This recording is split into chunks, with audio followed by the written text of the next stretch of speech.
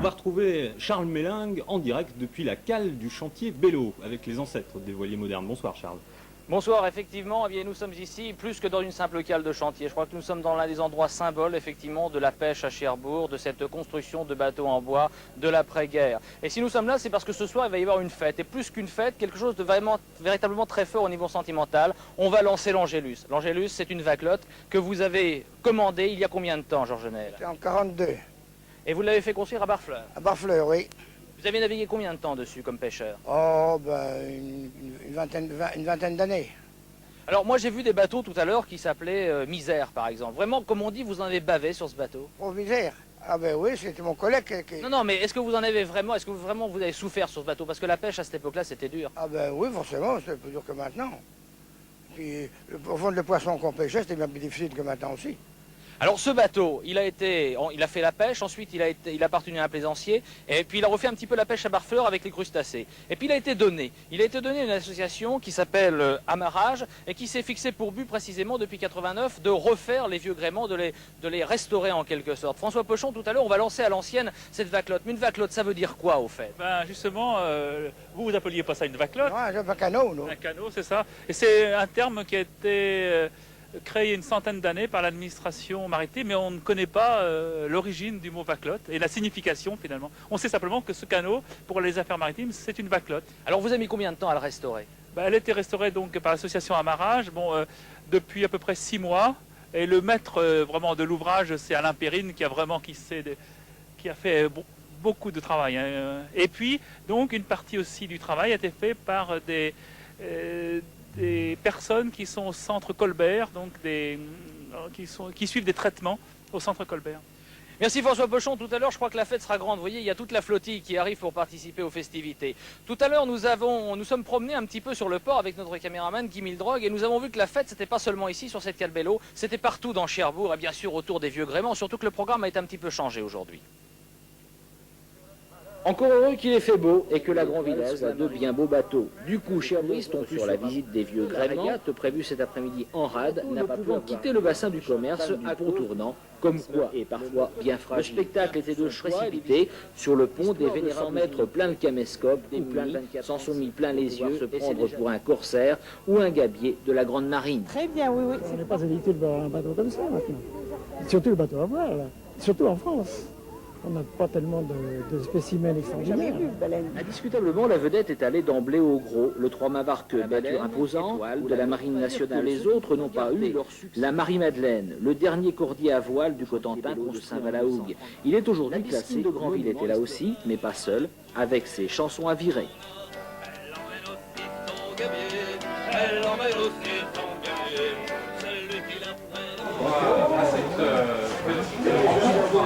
En particulier M.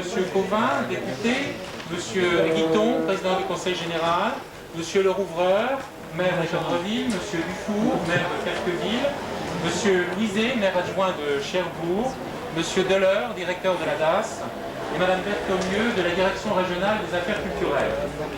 Alors, je vous dirais peut-être quelques mots concernant Amarrage et les buts de notre association. C'est une jeune association qui a déposé ses statuts fin décembre 89 et qui a pour but de restaurer des bateaux traditionnels et de pratiquer la voile sur ces bateaux traditionnels.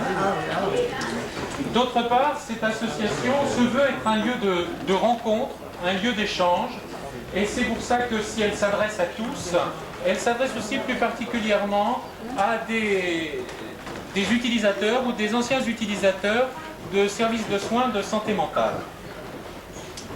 Alors, cette association, pour réaliser son projet de restaurer des bateaux traditionnels, eh bien, nous avons pu mener à bout ce grand projet grâce à de nombreuses personnes et de nombreuses institutions qui nous ont aidés.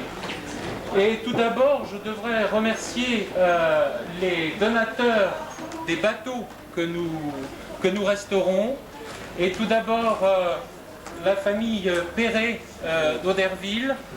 Il y a monsieur Perret-Père qui est ici, qui ont fait don à l'association de l'Angélus. Monsieur Le Terrier de Saint-Vac nous a donné un autre bateau qui est sur le terre-plein ici, qui est le Saint-Édouard, et Monsieur Perrine qui nous a donné le Stella Maris, qui est encore sur Tour-la-Ville. D'autre part, pour amener ces bateaux sur leur lieu de restauration, pour aussi trouver des moyens financiers pour faire cette restauration, je remercierai plus particulièrement l'entreprise Louise de la Haie du Puy, Carteret Marine, la menuiserie Perrin des Cordreville, la Cogema. Et puis, un certain nombre d'institutions se sont intéressées à notre projet et l'ont soutenu de façon tout à fait active.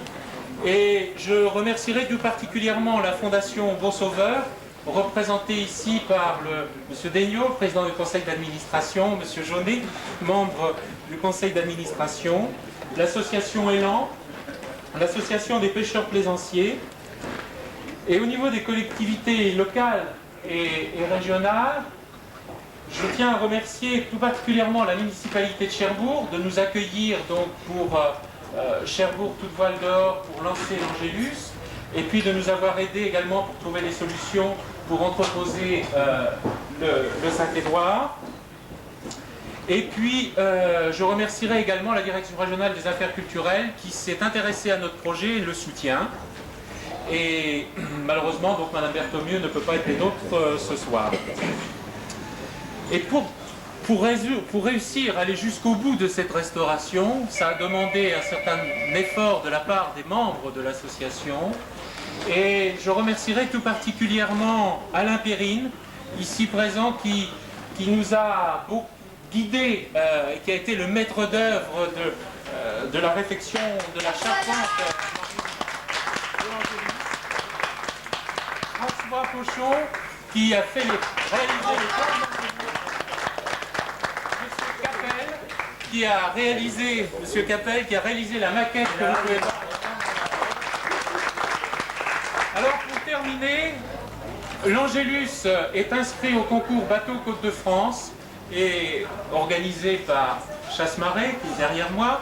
Et l'Angélus fait partie de la trentaine de dossiers qui sont arrivés à temps pour pouvoir continuer à concourir pour cette manifestation qui aura lieu en juillet 92 à Brest.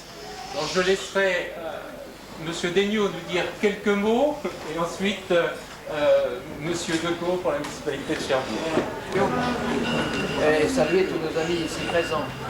Nous avons là beaucoup de gens qui se sont donné beaucoup de mal et qui ont offert leur passion, leur service et leur amour dans un même sujet. C'est-à-dire qu'ils ont pu réussir à convaincre un certain nombre d'entre eux et puis ensuite de solidifier tout cela par une manifestation concrète. Alors je voulais évidemment saluer et remercier le Dr Batour qui a quand même fédéré beaucoup de choses et qui nous a informé, la Fondation, de l'intention qu'avait cette association pour véritablement réaliser un beau projet. Et aujourd'hui nous en sommes Je voulais, au nom donc du conseil d'administration, M. Jaunet, vice-président. Alors il manque quelques membres, je vous le dis tout de suite, mais ils sont un peu embarrassés dans la circulation. J'en ai vu quelques-uns à travers dans les rues, mais ils n'ont pas encore pu nous gagner et nous retrouver. Alors je voudrais que vous les excusiez, mais ils sont tous, il y a un certain nombre qui vont être parmi nous dans ces quelques minutes. Alors tout cela, je voulais donc encore une fois vous féliciter tous, vous remercier et souhaiter que cette association...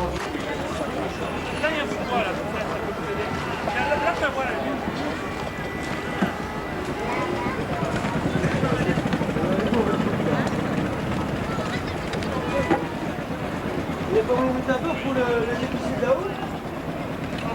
C'est bon là. Avancez là.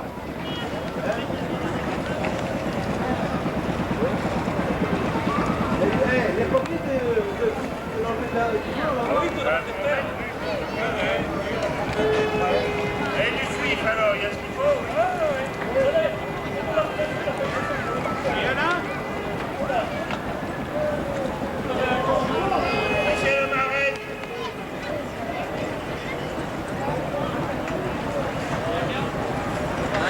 C'est Viviane.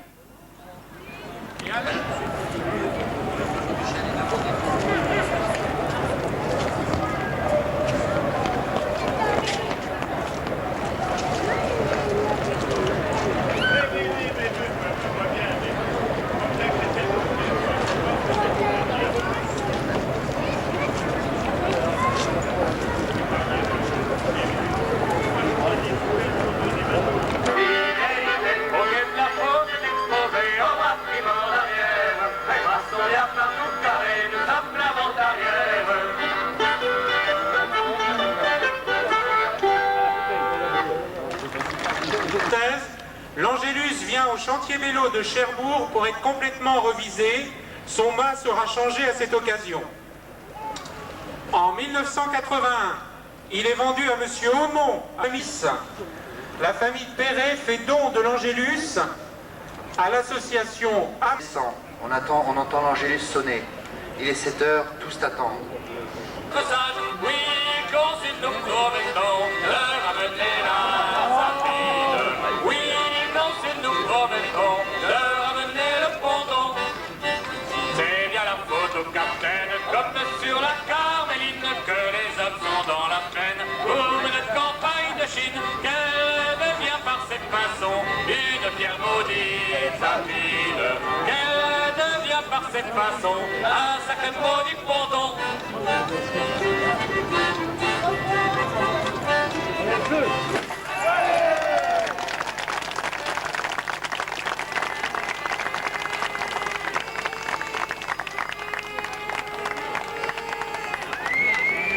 Je croyais en embarquant à bord de l'Angélus faire un voyage d'acquérant de Bordeaux jusqu'à la Chine. Mais je me suis baisé à fond la Bartéquine sapine. Mais je me suis baisé à fond la Bartéquine vieux ponton. Qui monte dedans?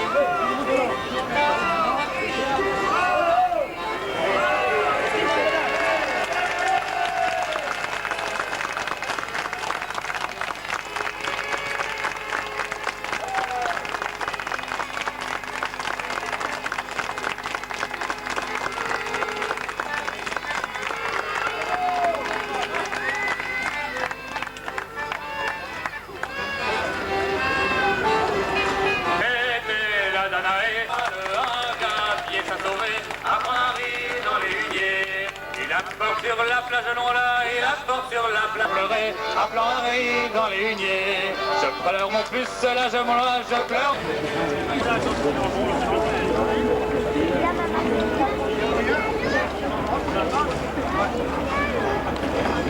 Là, il y a du monde, là.